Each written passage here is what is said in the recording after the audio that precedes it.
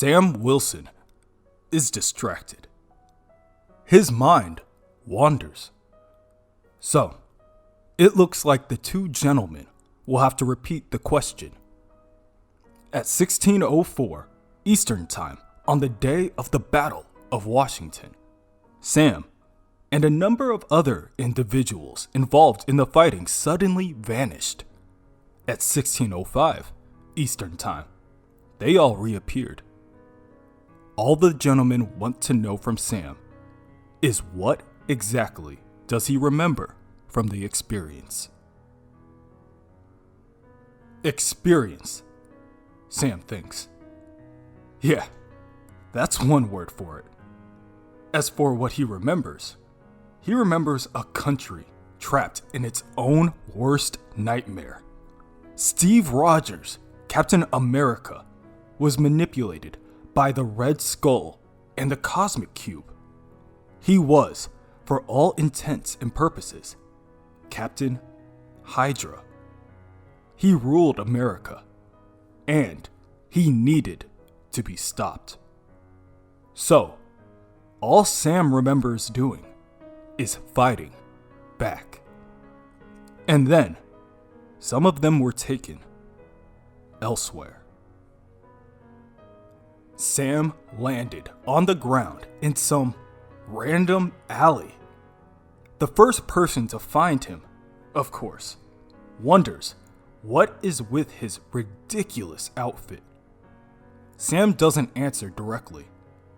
The man assumes that Sam just had one last crazy night before enlisting. That is why Sam is there, right? Why he's dressed in stars and stripes? However, the man isn't sure the others will appreciate Sam's appearance. Sam raises an eyebrow and looks across the street. The cars, the clothes, the look of resolute strength on people's faces as they line up to do what they have to. Sam knew where he was. Steve had told him the stories many times.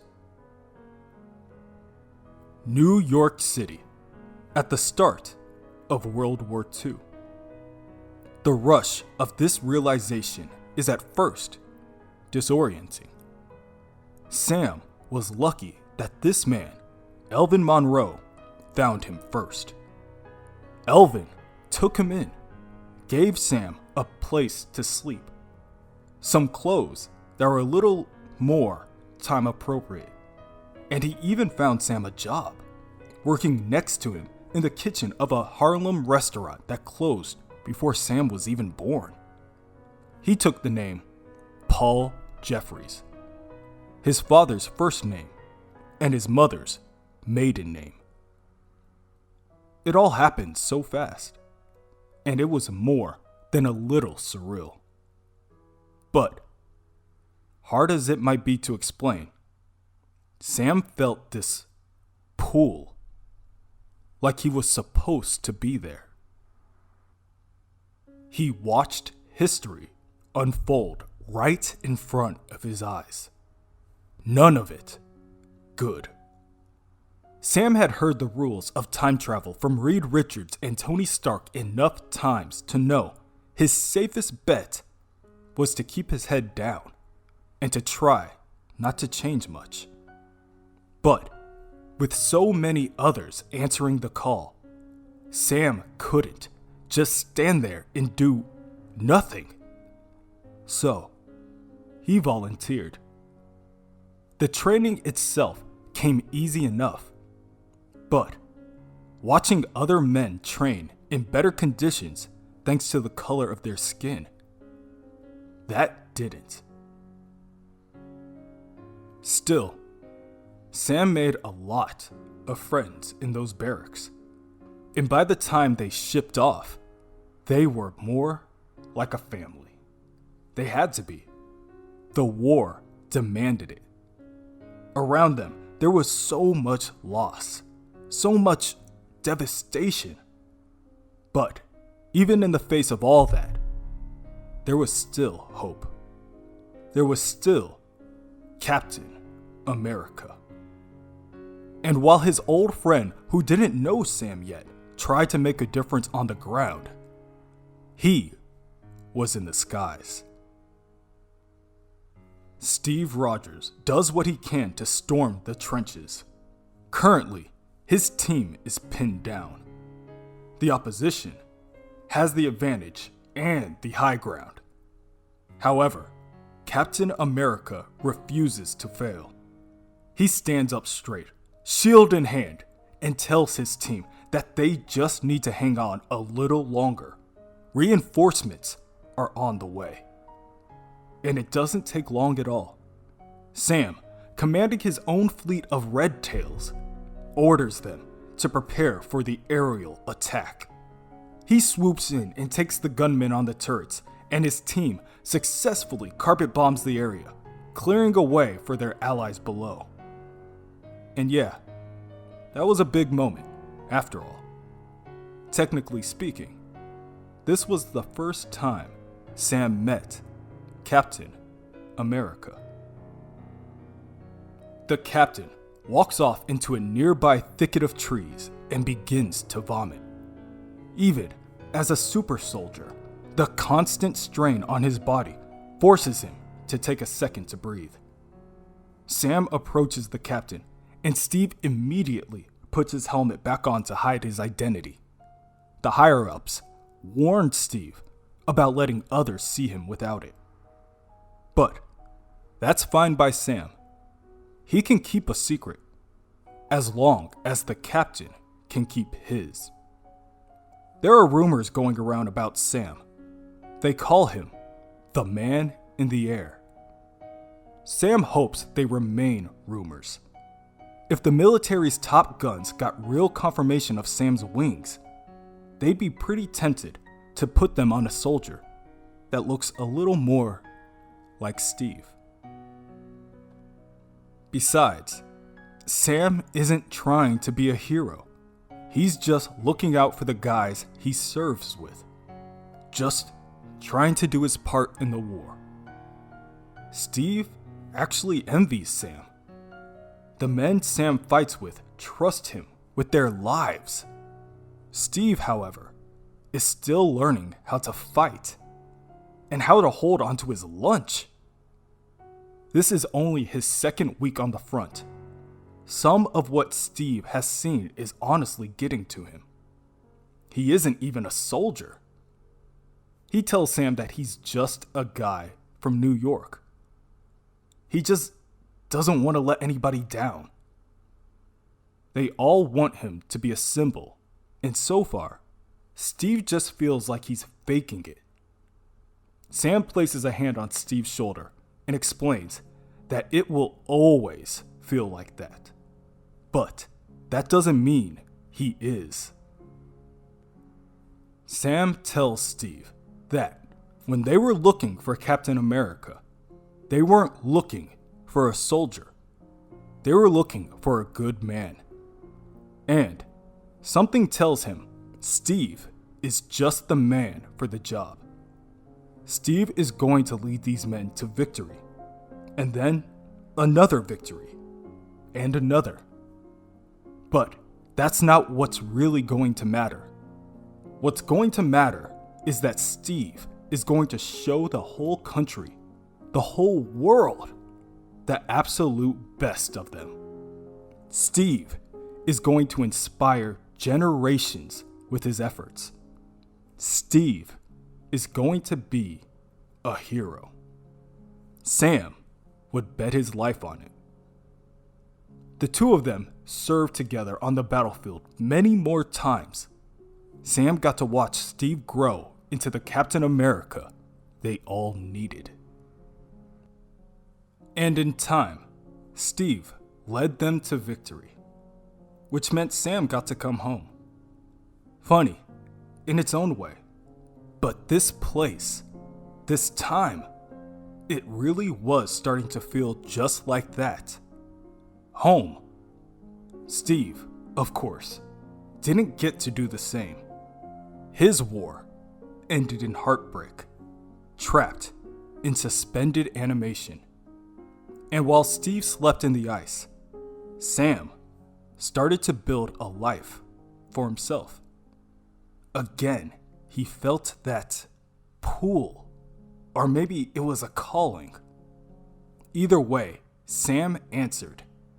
He found a little church in North Carolina that needed a pastor, and he's sure that his father would have been pleased about that. And the truth is, Sam came to love it himself. And that wasn't the only thing he came to love. Sam met someone, and another dream came true. A family of his own. Sam was happy, at peace. But more years passed, and Sam felt himself being pulled again to fight in another kind of war. The struggle for civil rights raged through the country. Sam had to do his part. Together, they marched through the streets. Together, they faced down hatred. Together, they suffered and bled. Still, they persevered. More years passed, and more after that. Sam stayed in the pulpit through all of them. He tried to do what he could to help those in need, and watched as a house full of children became a house full of grandchildren. Till the day came, Sam hardly recognized himself in the mirror. And then, it finally came. The moment Sam had been waiting for.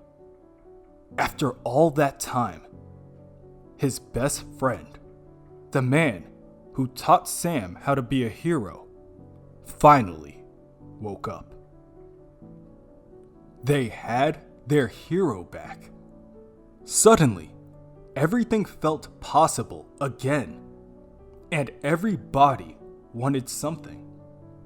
But Sam just wanted to see Steve one last time. He figured that would be enough. Surprisingly, even at his old age, Sam was still recognizable. Steve calls out to Sam before approaching him and gives him a hug, stating, no matter how long, he will never forget his wingman. The two go and grab a bite to eat, and Steve explains that he's had a hard time adjusting to the new world. The people are treating Steve like he's the answer to all of their problems. There is no way that anyone can live up to that kind of expectation. Sam confidently tells Steve he will. The same way that scared kid from New York learned how to lead them to victory in the war, Steve will learn how to be the symbol these people are desperate for. Yes, a lot has changed, but people still need heroes. Steve is going to face some challenges on the road ahead. It's not going to be easy, but he must remember that he's never alone. Sam may just be a simple pastor, but he'll always be there if Steve needs someone to listen. And Steve did take Sam up on the offer many times. Like when he found out the entire United States government had been infiltrated and taken over by a group called the Secret Empire. It shook Steve to his core and even made him give up being Captain America. Then, when he showed up after service one Sunday, they talked and they prayed. Steve came back carrying the shield not long after. The strangest part for Sam was watching Steve ride into battle alongside, well, himself. He would be lying if he said he didn't feel some tinge of jealousy looking at the younger version of himself, especially when he dug out his old wings out of the attic. Of course, Sam missed it. But he had a different kind of work to do, ministering to the sick. And when they went on, ministering to those who mourned them. Steve stayed busy too, fought a superhero civil war against one of his trusted allies, and even died for a time. But, like always, he came back. In the world Sam lived in, though, death worked differently. And so Sam said many goodbyes to those he loved dearly. Sam watched those heroes he'd once fought alongside from the ground this time. Like everyone else, he marveled at what they could do, while trying to live up to their example the best he could, for as long as he could. Which brings Sam to the last time he saw Captain America.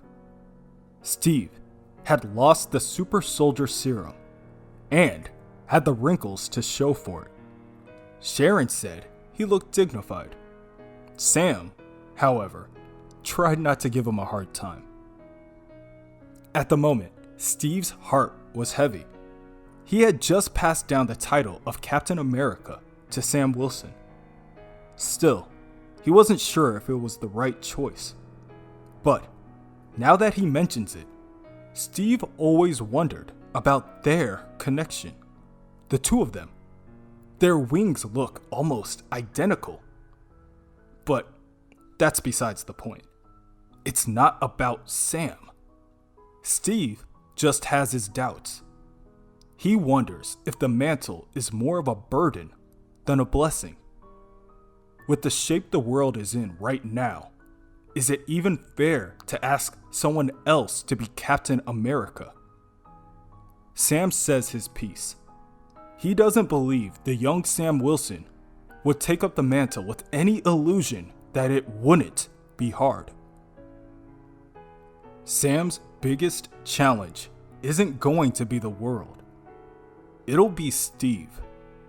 Steve casts a very long shadow, and the young Sam will be waking up every morning, wondering how he can possibly do what Steve has done, how to live up to Steve's legacy. That will be Sam's biggest burden. Steve never had to fill someone else's boots. He made everything up as he went along and somehow made it look easy. It may surprise him, but not many people have that natural ability. Steve disagrees.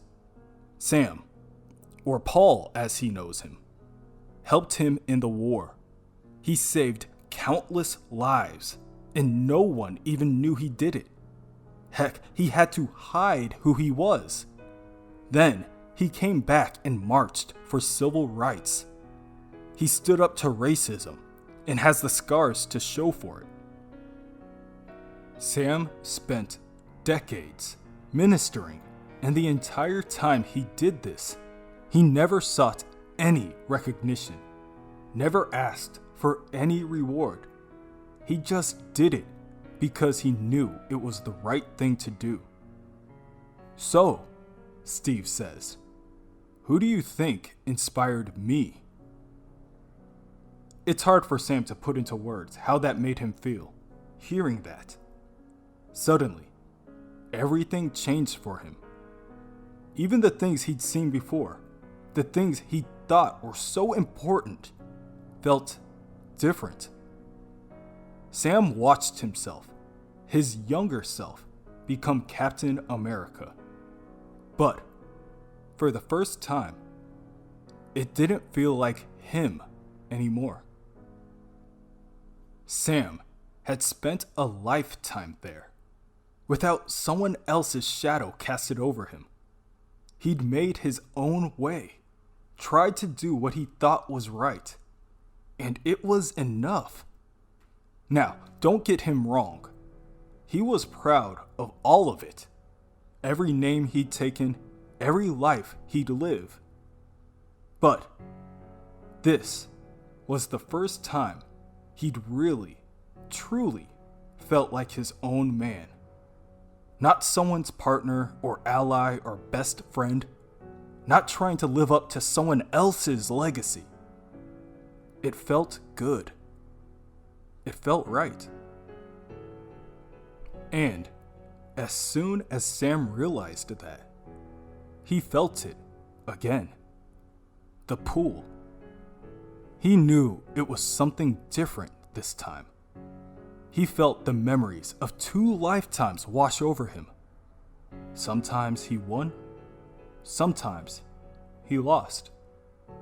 But he tried. The peace came from knowing that he was ready. Ready to say goodbye. Ready for what comes next. Back in the present, the 2 agents questioning Sam ask their question once again. What does he remember? Sam simply tells them, not a damn thing. The agents remind Sam that this interview is completely voluntary. They are just conducting a fact-finding investigation. No one is in trouble. Also, since S.H.I.E.L.D. technically no longer exists, these agents are actually more closely affiliated with the United Nations Security Council. They obviously can go back and forth for hours, but they would rather get straight to the point, as this is a matter of global security. They need to know, where is Kobik? Where is the cosmic cube? Sam stands up from the table and puts his mask on, stating that he is going to tell the 2 agents the same thing he's told the others. He has no idea where Kobik is. But even if he did, the agents would be the last people Sam would tell. All this started because these same people tried to play God with a cosmic cube. Now, they can't wait to make the same mistake all over again. Sam exits through the rooftop of the building to find all of his friends and allies waiting for his arrival. It certainly took him long enough. Amadeus Cho, the totally awesome Hulk, chides. Carol Danvers told them to fuck off after the first 5 minutes. Sam explains that he was trying to be polite. The time-displaced Jean Grey tries to give the hero some perspective. It's been hours. And it doesn't take a mind reader to know the agents were only concerned with Kobik, the cosmic cube girl who sent them wherever they went. Kate Bishop, Hawkeye, suggests that they go get something to eat. She's starving. So, they did. They sat together, laughed together, and after all they'd been through, it was just what they needed. But there was something else in the air, something they shared, unspoken. It hadn't been time travel. They checked the records, and according to them, Pastor Paul Jeffries never existed. But it was real just the same. The question was, what did it all mean? After the meal, all the heroes go their separate ways. All except Jane Foster, Thor. Thor comments that Sam has changed. The vanishing point. They all experienced it. All of them were transported through reality itself to meet the ones who came before them. And so, they met. And they returned not long after. But Sam now has the look of a man who has lived a lifetime.